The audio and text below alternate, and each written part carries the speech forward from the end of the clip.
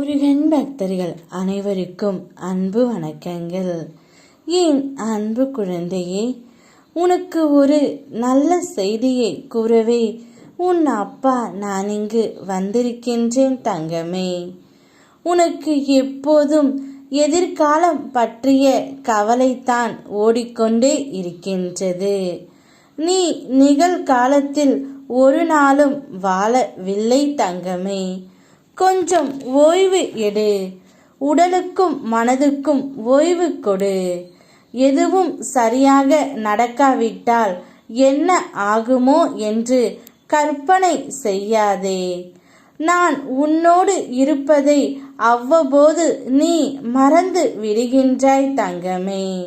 எதிர்மறை எண்ணங்கள் உன்னை சூழ்ந்து கொள்கின்றன. வேல் மாறல் படிப்பதை ஏன் நிறுத்திவிட்டாய்? அதை மீண்டும் படி. அது உன்னை உள்ளேயும் வெளியேயும் எந்த பகையையும் துன்பத்தையும் வராமல் காக்கும். நீ இன்று கிடைக்கும் ஓய்வில் கொஞ்சம் உன் மகிழ்ச்சியாக செலவிடு. நாளை என்பதை நான் பார்த்து கொள்கின்றேன். உன் முகத்தை கூட பார்க்க மாட்டேன் என்று சொன்ன உன்னுடைய துணை நாளையே உன்னை தேடி வருகின்றார். அவர் இப்போதுதான் என்னிடம் வந்து கேட்டார். நான் ஏதோ தவறு செய்தேன், இருந்தாலும் என்னால் அவளை மறக்க முடியவில்லை. எங்கள் இருவருக்குள்ளும் பிரச்சனை வந்து கொண்டே இருந்தது. இருந்தாலும் நாங்கள் விளையாட்டாக சண்டை போட்டாலும் அது மிக பெரிய பிரச்சனையில்தான் முடிந்து விடுகின்றது. இப்பொழுது நான் அவளிடம் முகத்தை கூட பார்க்க மாட்டேன் என்று சொல்லி திரும்பி வந்துவிட்டேன். இருந்தாலும் என்னுடைய மனது அவரை தேடிக்கொண்டு தான் இருக்கின்றது.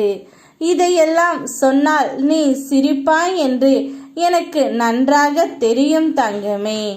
ஆனால் அவளுடைய பாசம் உனக்கு இப்பொழுது புரிகின்றது அல்லவா? நீங்கள் இருவரும் வாழ்க்கை துணைவர்கள். நானே எந்த நேரத்திலும் உங்கள் அருகிலேயே இருந்து உங்களை நான் பார்த்து கொண்டு தான் இருக்கின்றேன். நீங்கள் இருவரும் எவ்வளவு அன்பாக உள்ளீர்கள் என்று. அவ்வப்போது சின்ன சின்ன பிரச்சனைகள் வருவது இயல்பு தான் தங்கமே. அதையெல்லாம் பெரிது படுத்தாமல் வாழ்க்கையை கடந்து போக கற்றுக்கொள். உன்னுடைய வாழ்வின் எல்லை வளர உன்னை வழிநடத்தி நான் வழித்துணையாக இருப்பேன்.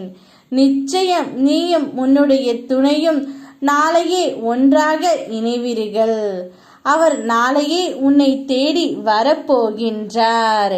உங்களுடைய வாழ்வு சீரும் சிறப்பாக இருக்கப் போகின்றது.